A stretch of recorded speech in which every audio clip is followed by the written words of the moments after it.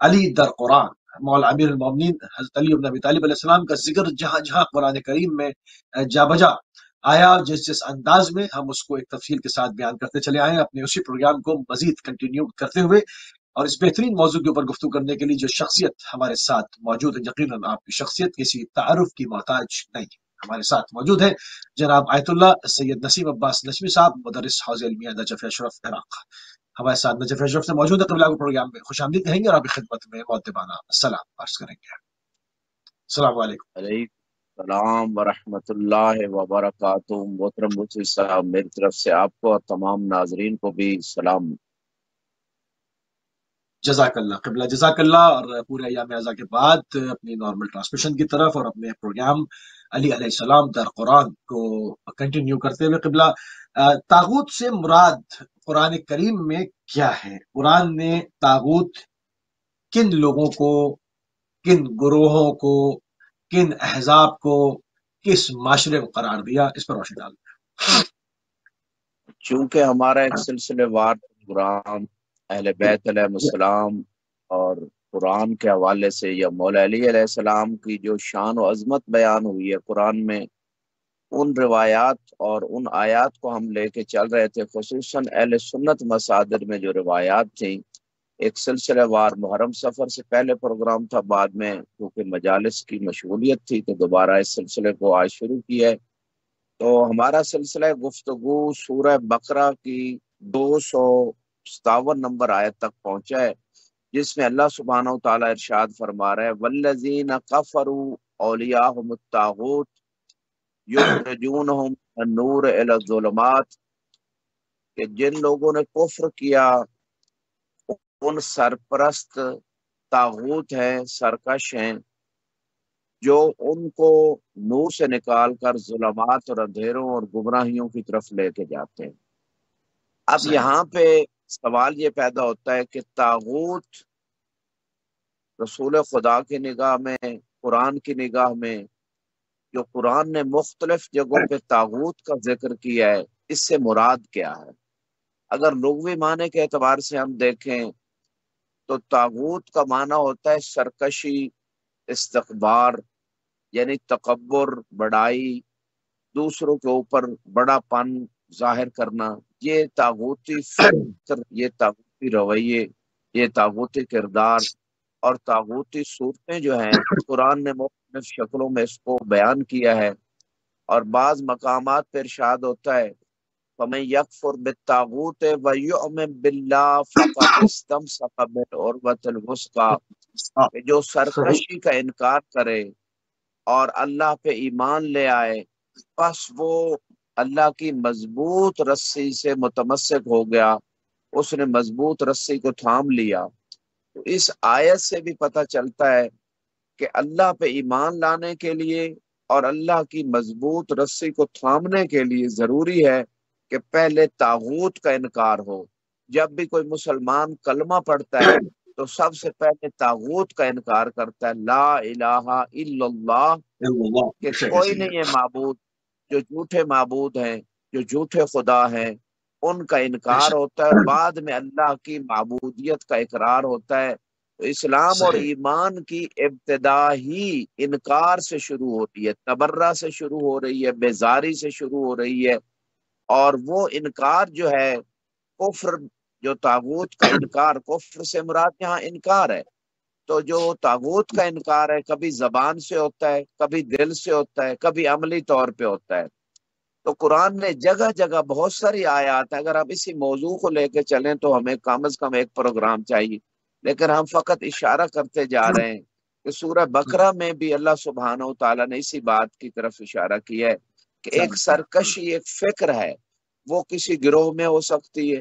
وہ کسی فرد میں ہو سکتی ہے، کسی میں زیادہ مقدار میں ہے، کسی میں کم مقدار میں ہے۔ تو طاغوتی فکر جو سرکشی ہے،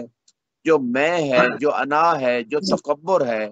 جو قانون عقل اور شریعت کی روشنی میں نہیں ہے، یہ سرکشی جو ہے نا انسان کو دنیا میں بھی تباہی کی طرف لے کے جاتی ہے۔ دنیا میں بھی انسان جو ہے دوسروں کے حقوق پامال کرتا ہے، دوسروں پہ ظلم کرتا ہے، دوسروں کے لیے جو ہے نا وہ ایسے دروازے کھول دیتا ہے کہ جس سے ان کی زندگی اجیرن ہو کر رہ جاتی ہے۔ یہ سرکشی ایک فیملی میں بھی ہو سکتی ہے، یہ سرکشی بیوی اور میاں کے درمیان بھی ہو سکتی ہے کہ میاں کا بھی سرکش ہے تو کسی جگہ اس کی وائف سرکش ہے، کہیں اولاد سرکش ہے، کہیں کسی آفس کا باس جو ہے وہ سرکش ہے، کہیں جو ہے کسی کنٹری میں سربراہ سرکش ہے۔ تو جیسے فرعون کے زمانے میں فرعون تھا، یا صدام کے زمانے میں صدام نے اس حد تک سرکشی کی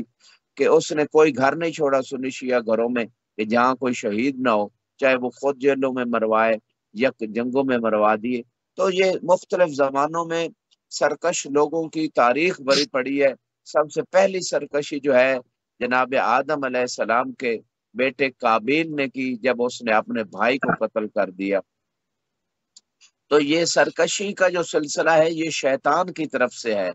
اور جو طاعت کا سلسلہ ہے وہ رحمان کی طرف سے ہے۔ انسان کے اندر دونوں پاورز رکھی گئی ہیں، طاعت کا جنبہ بھی ہے اور سرکشی کی جہت بھی ہے۔ سرکشی میں انسان کا جو نفس امارہ بسو ہے، جو انسان کے اندر شیطان ہے، وہ ہر وقت خدا کی نافرمانی پہ ابھارتا ہے۔ جتنا انسان خدا کا نافرمان ہوگا حقوق اللہ کے اعتبار سے، حقوق العباد کے اعتبار سے، اتنی اس کے اندر سرکشی ہوگی، اور جتنا وہ خدا کے دین کے دائرے میں اور طاعت میں آتا چلا جائے گا اتنا اس کے اندر بندگی ہوگی۔ تو قرآن نے ایک اور مقام پہ بھی اسی نقطہ کی طرف انسان کو متوجہ کیا ہے، ان الانسان لیطغی اذا رآہ استغنا، کہ جب انسان یہ دیکھتا ہے کہ وہ تو مستغنی ہو گیا ہے، وہ کسی کا محتاج نہیں ہے، اس وقت وہ سرکش ہو جاتا ہے۔ تو یہ سرکشی کی ریزن قرآن نے بتا دی، انسان سرکش کیوں ہوتا ہے۔ اگر اس کے پاس مال آ جائے تو وہ سمجھتا ہے میں کسی کا محتاج نہیں ہوں، لہٰذا وہ سرکشی کی طرف چلا جاتا ہے، یعنی دوسروں کو ممکن ہے سڑک پہ پامال کر دے، ممکن ہے ان کے اوپر کیس کر کے پامال کر دے، ممکن ہے ان کو قتل کر کے پیسے دے کے چھوٹ جائے۔ تو سرکشی کی بہت ساری، یعنی پیسہ آئے گا شراب پیے گا، پیسہ آئے گا غلط کام کرے گا، پیسہ آئے گا دوسروں کے اوپر بم برسائے گا۔ تو یہ ساری سرکشی کی جو صورتیں ہیں یہ اس وقت پیدا ہوتی ہیں جو قرآن نے ریزن بیان کی ہے، کہ جب انسان یہ سمجھنے لگے کہ دوسرے اس کے محتاج ہیں، وہ کسی کا محتاج نہیں، یا وہ اللہ کا محتاج نہیں ہے۔ حالانکہ قرآن نے بالکل کلیئر بات کر دی، واللہ الغنی وانتم الفقراء، کہ اللہ ہی غنی مطلق جو ہے وہ فقط اللہ ہے، باقی جتنی سورہ محمد۔ مخلوقات ہیں وہ اللہ کی محتاج ہیں، ہر لحظہ وجود میں، ذات میں، بقا میں، صحت میں، زندگی میں، ہر چیز میں ہر لحظہ انسان محتاج ہے۔ جب انسان اس عقیدے کے ساتھ زندگی گزارتا ہے تو اس کے اندر تواضع آتی ہے، اور اگر اس عقیدے کے ساتھ زندگی نہیں گزارے گا تو تکبر آئے گا اور تو سرکشی آئے گی، اور وہ مختلف لوگوں میں مختلف لیول پہ ہے، مختلف گروہوں میں ہے، مختلف ملکوں میں ہے، مختلف قوموں میں یہ سرکشی موجود ہے۔ ہمیشہ جو طاقتور لوگ تھے انہوں نے ہمیشہ غریب لوگوں کو دبایا، کمزور لوگوں کو جو ہے نا ان کے اوپر ظلم و ستم کیے، اور اس کی ابرز مثالیں بہت ساری ہیں۔ میں نے چند ایک باتیں یہاں پہ جو ہے نا وہ قرآن کی آیات کی روشنی میں فقط کی ہیں۔ والذین کفروا اولیاءہم الطاغوت، کہ جو کافر لوگ ہیں ان کے سرپرست طاغوت ہیں، سرکش ہیں، یخرجونہم من النور الی الظلمات، اور یہ بھی طاغوت کی نشانی خدا نے بتا دی کہ طاغوت اور سرکش وہ ہے، چاہے شیطان ہے یا اس کا حزب اور اس کا گروہ ہے، وہ ان کی نشانی یہ ہے کہ وہ ہدایت سے، نورانیت سے لوگوں کو نکال کے گمراہی کی طرف لے کے جاتے ہیں۔ تو یہ نشانی بھی، تو جہاں جہاں آپ دیکھیں، جس مقام پہ دیکھیں کہ حق کے مقابلے میں باطل کی جو ہے نا پریچنگز ہو رہی ہیں، باطل کی طرف بلایا جا رہا ہے، تو وہ وہاں سمجھ لیں کہ یہ طاغوتی فکر ہے، یہ طاغوتی طاقت ہے، چاہے وہ جہاں سے مرضی نکلے۔ مکان اور شخص کو نہیں دیکھنا چاہیے، دیکھنا یہ چاہیے کہ بات کیا نکل رہی ہے اور فکر کیا دی جا رہی ہے۔ جی موسوی صاحب بالکل، سلامت رہیں۔ بہت شکریہ، بہت شکریہ۔ طاغوت سے مراد قرآن کریم کے اندر کیا کچھ ہے، اس کو جو آپ نے ایک سمرائز کر اور اس کو کم وقت میں اور ماشاءاللہ مدلل طریقے سے اس کو بیان کیا۔ تھوڑی سی بات کو آگے بڑھاتے ہیں، اور تاریخی اعتبار سے جہاں سے آپ نے صدام ملعون کا نام لیا، فرعون کا نام لیا، شداد کا لیا، اور بہت سارے جو اس کیٹیگری کے لوگ ہیں، چاہے وہ شروع سے اب صدر اسلام سے دیکھیں یا انسانیت کی شروع سے جو ہمیں تاریخ جہاں سے ہمیں میسر ہے وہاں سے ہم دیکھیں تو ہمیں اس طرح کے لوگ نظر آتے ہیں جو کبھی اللہ اور اللہ کے رسول کے اوپر حملہ کرتے ہیں، کبھی رسولوں کو قتل کرتے ہیں، کبھی پیغمبر کے گھر پر آگ لے آتے ہیں، کبھی اس چوکھٹ پر جہاں پر رسول کریم روزانہ بلا ناغت دعا فرماتے تھے، کبھی اس چوکھٹ پر آگ لگاتے ہیں اور اس کے گھر کی حرمت کو عمل کرتے ہیں۔ اس طرح کے فرعون، شداد، نمرود، ایسے ملعین تاریخ میں، طول تاریخ میں بہت ملتے ہیں، ایسے بدبخت افراد۔ طاغوت کے طول تاریخ میں انسانیت پر جو اثرات مرتب ہوئے ہیں اس طرح کے بدبختوں کی وجہ سے، وہ کیا ہیں؟ اس پر تھوڑا سی روشنی ڈال دیں۔ جی مصر صاحب، میں سمجھتا ہوں جیسے کہ آپ نے کچھ مثالیں دی، انبیاء کے زمانے سے اگر ہم شروع کریں تو نوح علیہ السلام کا جو دور ہے وہ بڑا واضح دور ہے، 950 سال تبلیغ کی، اور لوگ پھر بھی سرکش رہے، خدا کی نافرمانی کرتے رہے، انسانیت کے حقوق پامال کرتے رہے۔ 950 سال تبلیغ کے بعد جو قرآن نے بتایا ہے، اس کے بعد 80 بندے جو ہے نا وہ ہدایت پہ تھے اور آپ کی کشتی میں سوار ہو گئے، اور باقی سرکشی قرار دیے۔ انہوں نے جو ہے نا اس قدر سرکشی کی کہ نوح علیہ السلام جیسے نبی کی شفقت اور اتنی لمبی تبلیغ کا بھی کوئی اثر نہیں لیا۔ تو پھر نوح علیہ السلام نے دعا کی کہ یہ کفر پہ ہی رہیں گے اور ان میں سے کافر ہی پیدا ہوتے رہیں گے اور سرکش ہی پیدا ہوتے رہیں گے، لہٰذا اب ان کے اوپر عذاب آنا چاہیے۔ تو اسی طرح رسول خدا صلی اللہ علیہ وآلہ وسلم نے بھی اپنی امت کو ایک جناب نوح کی کشتی کی مانند جو ہے نا ایک کشتی دے کے گئے، اور وہ کشتی نجات ہے۔ جیسے نوح کی کشتی پہ جو لوگ سوار ہو گئے تھے وہ پار ہو گئے تھے، اور جو رہ گئے تھے وہ غرق ہو گئے تھے۔ اسی طرح رسول خدا نے بھی فرمایا مثل اہل بیتی کا مثل سفینۃ نوح۔ سنی شیعہ مصادر میں یہ حدیث مشہور موجود ہے، متواتر حدیث ہے کہ میری اہل بیت بھی کشتی نوح کی مانند ہے۔ من راکے بہا نجا، جو سوار ہو گیا وہ پار ہو گیا، ومن تخلف عنا غرق وہوا، جس نے اس کشتی سے دوری اختیار کر لی اور پیچھے رہ گیا وہ غرق بھی ہو گیا اور گمراہ بھی ہو گیا۔ تو جن لوگوں نے اہل بیت سے دین نہیں لیا رسول خدا کے بعد، وہ یقیناً اس حدیث کی روشنی میں غرق ہو گئے۔ تو 110 جلدیں جو بہار الانوار کی ہیں، جو اہل بیت کے فرامین ہیں، انہوں نے جو دین پہنچایا، کسی امت کے کتنے فرقے ہیں، کتنے لوگوں نے اس کو دیکھا ہے، پڑھا ہے کہ جو اہل بیت کو ہمارے درمیان قرآن کے ساتھ چھوڑ کے گئے تھے گراں قدر دو چیزوں میں سے ایک چیز یہ تھی، تو کتنا ہم نے ان سے سیکھا اور عمل کیا۔ تو اسی سے پتہ چلے گا کہ ناجی فرقہ کون سا ہے۔ تو طول تاریخ میں نوح علیہ السلام کا واقعہ ہے، تو جو لوگوں نے سرکشی کی وہ دنیا میں غرق ہوئے۔ قرآن جگہ جگہ ان انبیاء کی امتوں کے غرق ہونے کی بات کر رہا ہے، ان کے عذاب ان کے اوپر آنے کی بات کر رہا ہے۔ حالانکہ ایک اونٹنی کی کونچیں کاٹی تھی ایک شخص نے، باقی لوگ راضی تھے، پوری امت پہ عذاب آ گیا تھا۔ تو سرکشی جو ہے بعض اوقات کرتا ایک ہے لیکن دوسرے راضی ہوتے ہیں۔ تو اس طرح ہر زمانے میں، جیسے امام حسین علیہ السلام کے زمانے کی مثال اگر ہم لے لیں تو اس میں بھی جو ہے نا ظاہراً تو فقط یزید تھا اور ابن زیاد تھا، اور یہ چند لوگ تھے جو مسلط تھے امت مسلمہ کے اوپر، یہ ٹولہ، لیکن باقی امت خاموش رہی، راضی رہی، انہوں نے اس سرکشی کے سامنے قدم نہیں اٹھایا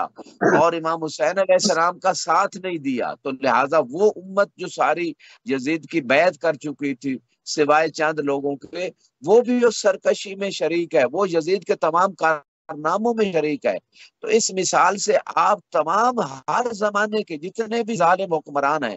وہ کسی اس کا تعلق کسی مذہب سے ہو، وہ ان حکمرانوں کی جو کارستانیاں ہیں ان کے اوپر جو خاموش رہتے ہیں، ان کا ساتھ دیتے ہیں، وہ ان کے تمام گناہوں میں شریک ہیں۔ یقیناً اچھا، یہ تعلیمات ان کا مسیر بھی وہی ہوگا۔ جی اچھا، تعلیمات اہل بیت کا اثر اگر قبلہ آپ دیکھیں کتنا ہمارا سر فخر سے بلند ہو جاتا ہے اس بات پہ، کیونکہ مولا امیر المومنین حضرت علی ابن ابی طالب علیہ السلام جیسا امام، نمبر ون، پہلی بات تو یہ ہے کہ جیسا جن کی نظیر مل ہی نہیں سکتی، مطلب ان کے مد مقابل لوگ لائے، مگر مطلب ہمیشہ مد مقابل لایا جاتا ہے جو 19-20 ہو، مگر وہاں تو کوئی تقابل رہا نہیں تاریخ کے اندر، یہ سب جانتے ہیں، دشمن بھی جانتا ہے، کوئی ایسا ملا ہی نہیں جو کہ مولا امیر المومنین کا ہمسر کسی کو بند بنا کے لایا جائے۔ ایک تو مولا امیر المومنین جیسا امام، دوسرے پھر ان کی تعلیمات، جیسے ان کے مشہور جملے جو کہ بظاہر امام حسن مجتبیٰ علیہ السلام کی خدمت میں وصیت کے جملے ہیں، مگر قیامت تک کے لیے جو ہے وہ انسانیت کو آپ جو ہے وہ ایک ایک ایسا ایک فارمولا دے گئے کہ اس کے تحت جو ہے وہ ہمیشہ امن قائم رہے اگر اس کو فالو کریں. کون للظالم خصما وللمظلوم عونا. اس پر شیعوں کا سر میں سمجھتا ہوں فخر سے جتنا بلند نہ ہو وہ کم ہے کہ جب جاریت ہوئی غزہ کے اوپر تو تمام شیعہ پوری دنیا سے شیعوں نے ساتھ دیا، یہ دیکھے بنا کہ وہ شیعہ ہیں یا سنی ہیں، یہ دیکھے بنا. کیونکہ مولا امیر المومنین نے اس میں کسی گروہ کو کسی احزاب کو مشخص نہیں کیا، کہا کہ مظلوم کا ساتھ دو، مظلوم کوئی بھی ہو، مظلوم کوئی بھی ہو، مظلوم کا ساتھ دو، ظالم سے اظہار برات اظہار نفرت کی جائے. پوری دنیا کے اہل بیت علیہ السلام کے چاہنے والوں نے بلا تفریق مذہب و مسلک و مشرب غزہ میں پسنے والے جلنے والے زندہ معصوم بچوں کا، خواتین کا اور جو انوسینٹ لوگ تھے ان کا ساتھ دیا. جب سے لبنان پہ جاری شروع ہوئی پوری امت مسلمہ کو صاف سنگا ہوا ہے، کوئی تعزیت تشیع سے نہیں کرتا. ہمارا سر جتنا فخر سے بلند ہو مولا امیر المومنین کی تعلیمات پر، اور مولا امیر المومنین جیسے امام ہمارے پیشوا ہیں، ہمارے لیے جو ہے وہ ایک بہت ہی فخر کی بات ہے. قبلہ کیا کہیں گے اس پہ؟ موسی صاحب آپ نے بڑی قیمتی بات کی. میں تھوڑا سا اس پہ سابق جو ہماری ہسٹری ہے اس کی طرف چلتے ہیں کہ ہم تو اہل بیت کے چاہنے والے ہیں اور اہل بیت کی تعلیمات کے مطابق مظلوم کے ساتھ کھڑے ہیں،